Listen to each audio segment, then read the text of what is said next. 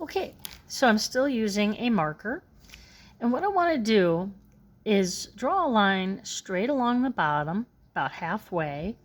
And then on the other side, I'm going to draw a line along the bottom, out to the middle, and it should join that second line. I only do it on the bottom. I don't do it on the top of the parallelograms. So now I'm going to go along the bottom of one parallelogram about halfway, and then I'm going to draw another one on the other side about halfway, and then I'm going to have to lengthen them so they touch. I don't want to curve them. So we don't want to have a curve necessarily, right? And we don't want to have it go way long and then bend down. We don't want them to bend. Instead, you want to go along the bottom of your parallelogram straight about halfway, and then along the bottom of the other parallelogram straight about halfway until they meet. So along the bottom straight, along the other bottom straight, and they should meet in the middle. Along the bottom straight, along the bottom straight, and they should meet in the middle. Notice I'm leaving the tops alone. Okay, so I keep saying bottom, but you can see that I can always look at it another way, but this is still going to be the bottom of those first shapes that I drew. And I'm going to draw a line straight along the bottom about halfway, and then I go to the other side and draw a line about halfway, and then you can see I have to join them sometimes.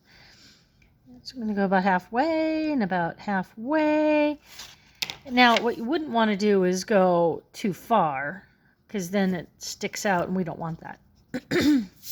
So you can do it in pencil and then go over it in marker.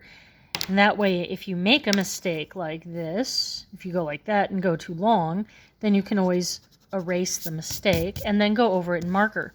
But in my mind, that's doing too much. Okay, now I'm going to go to the tops of my parallelograms, and now I'm going to draw along the top, but I'm going to go inwards. Oh, no, I lied. Shucks. So now I'm just going to ignore that top one and make this the top. Sorry, I didn't mean to say inwards. I meant to go outwards. So that's why we practice. You go alongside the top and go outwards and stop when you meet the edge. I'm going to go ahead and just put that together and ignore that for the time being. One mistake in a pattern generally is not a problem as long as you keep moving forward correctly. So you just kind of keep your mind focused on the future and keep moving forward and not make any more mistakes. So along the top of the parallelogram, you go outwards, not inwards. So this is a no-no. So hopefully you're actually listening to this video. Then you go along the top and go outwards.